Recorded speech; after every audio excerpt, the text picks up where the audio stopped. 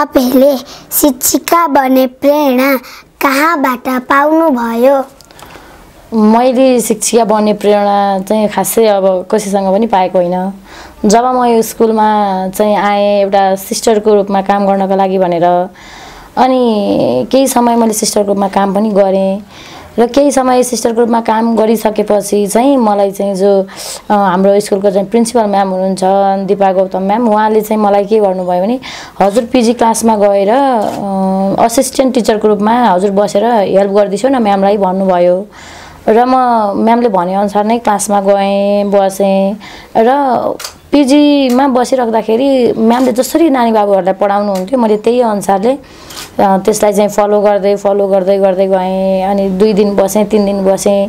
त्यसपछि मैले क्लासमा बसेर गरेको एक्टिभिटीहरू, मैले बच्चालाई गराउने तरिकाहरू म्यामलाई मन परेछ। मैले बेबीहरूसँग बच्चाहरूसँग गर्ने जुन चाहिँ त्यो व्यवहार थियो उहाँलाई त्यो मन परेको भएर उहाँले चाहिँ नि अब हजुर असिस्टेन्ट होइन, अब हजुर पिजीको ग्रेड टिचरै भएर काम गरिस्यो भनेर उहाँले भनिस्यो।